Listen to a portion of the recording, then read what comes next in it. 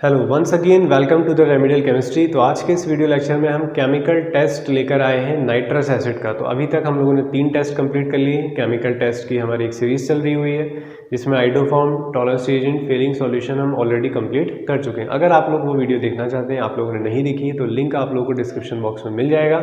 Otherwise आप लोग play list पर जाकर भी उसे देख सकते हैं। तो चलिए स्टार्ट करते हैं। नाइट्रस एसिड टेस्ट क्या है। तो सबसे पहले बात करेंगे हम रिएजेंट की कि नाइट्रस एसिड टेस्ट में हमें रिएजेंट क्या लेना है, कैसे इसे प्रिपेयर करना है। तो बेसिकली ये फ्रेशली प्रिपेयर किया जाता है NaNO2 सोडियम नाइट्राइट और कॉन्सेंट्रेट HCl से। इसका टेम्परेचर लो किया जाता है, इसे आइस में रख के कुछ देर ठंडा किया जाएगा 0 से 5 डिग्री सेल्सियस टेम्परेचर। तो ये बन जाएगा आपका HNO2 प्लस HCl। तो यही है आपका नाइट्रस एसिड HNO2 जो रिएक्शन करने वाला है। डायरेक्ट ये नहीं मिलेगा, इसको रखेंगे। अब बात करते हैं पहले प्राइमरी एमीन के लिए। फॉर फर्स्ट डिग्री एमीन, अगर हम प्राइमरी एमीन की बात करते हैं तो हमारे पास है लाइक C2H5NH2। इसकी रिएक्शन हम कराएंगे NaNO2 प्लस HCl से। टेम्परेचर रखोगे 0 से 5 डिग्री सेल्सियस। तो ये बनाते हैं डाईएजो कंपाउंड। ये बात तुम्हें याद रखनी पड़ेगी, बाकी अभी मैं मैकेनिज्म से समझा दूंगा तुम्हें। तो ये बन जाता है C2H5 डबल बॉन्ड NCl। तो ये है आपके डाईएजो। डाईएजो जब नाइट्रोजन नाइट्रोजन के इस तरह के कंपाउंड हैं, इनको एजो कंपाउंड्स कहा जाता है। तो डाइजोनियम क्लोराइड है। इसके साथ क्या क्या बाहर होगा, देखो एक नाइट्रोजन ये है, एक नाइट्रोजन ये है, 2 नाइट्रोजन ये हो गए, एक Cl चला गया है, एक Cl बचा है, एक Na बचा है, तो एक NaCl भी बाहर हो जाएगा। अब H देखो, 2 H यहाँ से कम हुए हैं, 2 H यहाँ पर भी है, तो ये हो गया आपका 2H2O। तो देख लो इक्वेशन बैलेंस है, राइट। अब क्या होता है, ये कंपाउंड जो होता है ज़्यादा स्टेबल नहीं होता है, तो ये फर्दर रिएक्शन कर जाता है किसके साथ, वाटर मॉलिक्यूल के साथ। अब वाटर मॉलिक्यूल के साथ रिएक्शन करेगा तो क्या होता है कि ये बाहर हो जाएगा N2 गैस बन के बाहर, H और Cl, HCl बाहर, तो वाटर में से H चला गया तो क्या बचा OH। तो इसलिए ये क्या बना देता है, ये बना देता है आपका एल्कोहल। ठीक है, ये क्या बन जाता है, एल्कोहल बन जाता है। ये ज़्यादा स्टेबल नहीं है क्योंकि देखो यहाँ से एक गैसेस प्रोडक्ट बाहर हो सकता है। और दूसरी बात, अगर मैं इस स्ट्रक्चर को दिखाऊं तो तुम्हें पता है कि इस तरह से भी दिखाया जाता है इसे।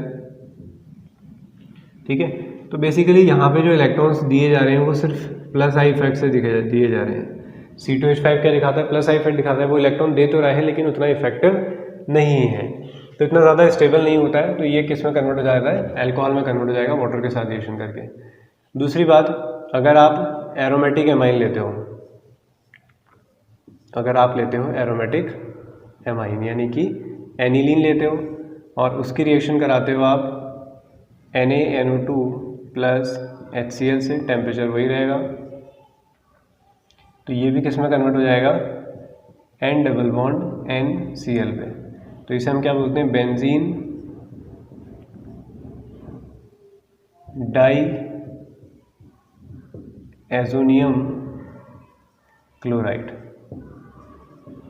तो क्या कहा जाता है इसे, बेंजीन डाई एजोनियम क्लोराइड। अब ये बेंजीन डाइजोनियम क्लोराइड स्टेबल होता है क्योंकि रेजोनेंस के थ्रू यहाँ पर इलेक्ट्रॉन दिए जा सकते हैं, तो ये उतना अनस्टेबल नहीं होता। ये खुद वाटर से रिएक्शन करके डिसोशिएट नहीं होगा। अब ये बन गया। अब ये कोई ऐसा कोई विजिबल चेंज नहीं होगा। अब हमें अगर आइडेंटिफिकेशन करना है कि हमारे पास प्राइमरी एमीन था, तो इसकी रिएक्शन हम कराते हैं बच्चे, इसकी रिएक्शन कराते हैं बीटा नेफ्थॉल से। किससे कराएंगे इसकी रिएक्शन, बीटा नेफ्थॉल से। ठीक है, चलो दोनों को एक ही जैसे बना देते हैं। तो ये है आपका बीटा नेफ्थॉल। इसके साथ रिएक्शन कराओगे तो बहुत अच्छा एक विजिबल चेंज देखने को मिलेगा तुम्हें, और वो होगा कुछ इस तरह से कि ये जो N डबल बॉन्ड NCl है, ये एक H यहाँ से ले जाएगा और क्या बना देगा,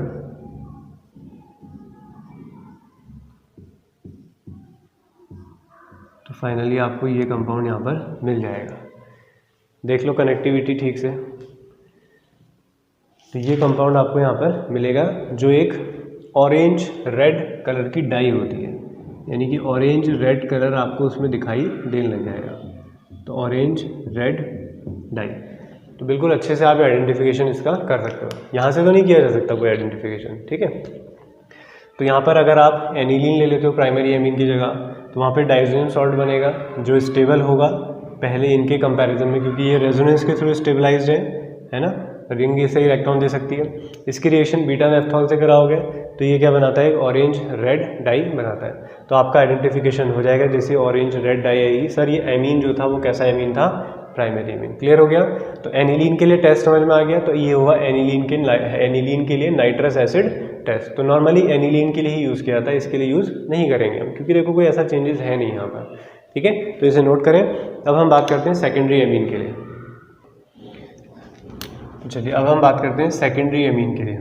तो मैंने स्टार्टिंग में भी कहा है तुम लोगों से, अगर नहीं कहा है तो अब बता देते हैं। सेकेंडरी एमीन और टर्शरी एमाइन के लिए मेनली ये टेस्ट यूज़ किया जाता है, क्योंकि एक एक स्टेप में ही हमें विजिबल चेंजेस देखने को मिलते हैं। फॉर एग्जांपल सेकेंडरी के लिए अगर हमारे पास एमाइन होता है, यानी कि R2NH, दो एल्काइल ग्रुप जुड़े हैं और इसकी रिएक्शन आप करा देते हो HNO2 से, नाइट्रस एसिड। तो क्या बनेगा देखिए, यहाँ से OH, ठीक है, यहाँ से OH और यहाँ से H, ये बाहर हो जाएगा। तो क्या बचा, चलिए मैं थोड़ी सी ऐसे समझाता हूँ आपको। ये देख लिया हमने, ठीक है, HNO2 थे, OH NO, तो ये H और ये OH क्या हो गया, बाहर हो गया H2, तो क्या बचा, तो R2N और N के साथ बन गया NO, R2NNO, ठीक है। इसे बोलते हैं नाइट्रोसोनियम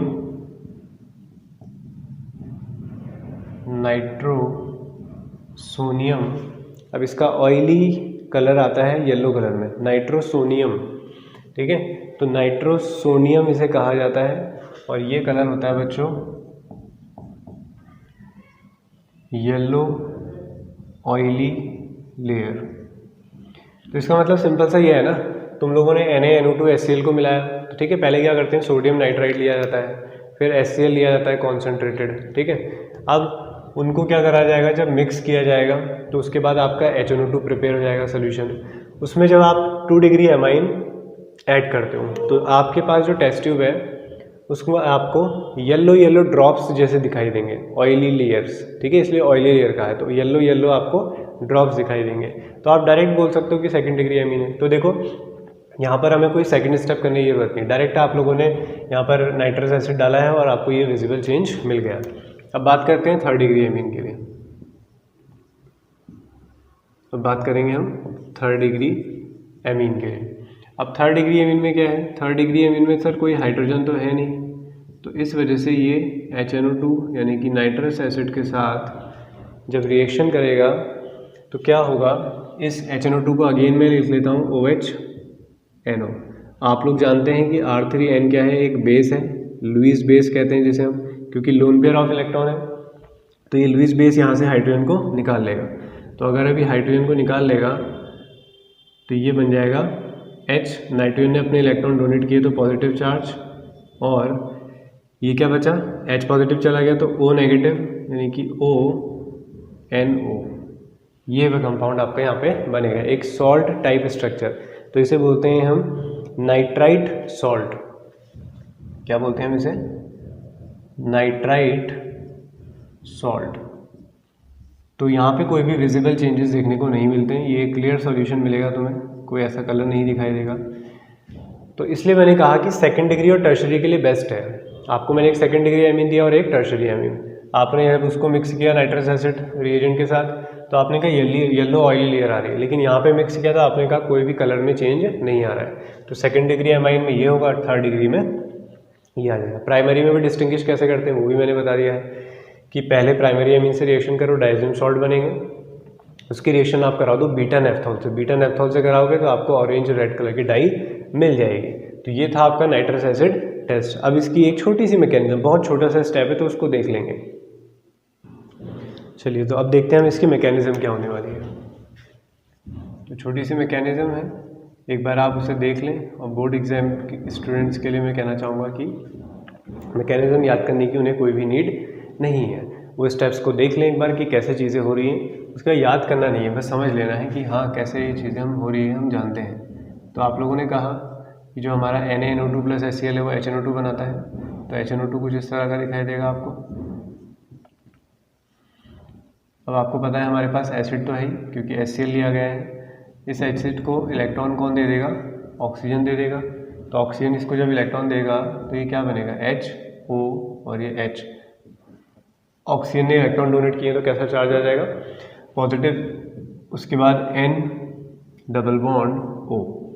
तो अब क्या होगा? अब आपको दिखाई देगा कि सर ये अच्छा लिविंग ग्रुप बन गया है, तो ये इलेक्ट्रॉन लेकर चला जाएगा, यहाँ से बाहर हो जाएगा वाटर और ये बनेगा N डबल बॉन्ड O और ऑक्सीजन पे कैसा चार्ज? पॉजिटिव।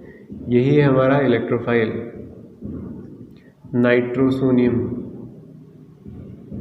नाइट्रोसोनियम आयन बोलते हैं इसे, ठीक है।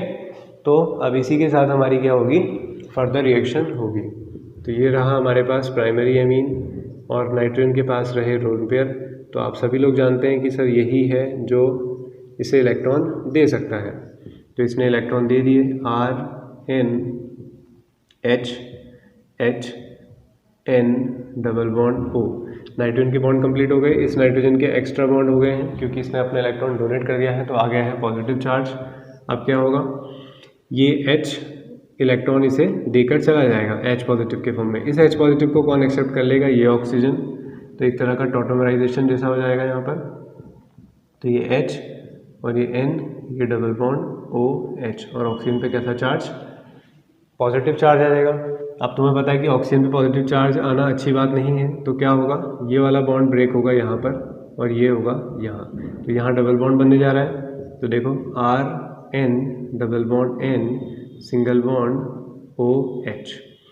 ये न्यूट्रल हो गया और यहाँ पर आपके सारे बॉन्ड्स कंप्लीट आप लोगों को दिखाई दे रहे होंगे। उसके बाद क्या होगा? हमारे पास एसिड तो है ही, तो एसिड फिर से रिएक्शन कर जाएगा ऑक्सीजन के साथ। तो क्या होगा?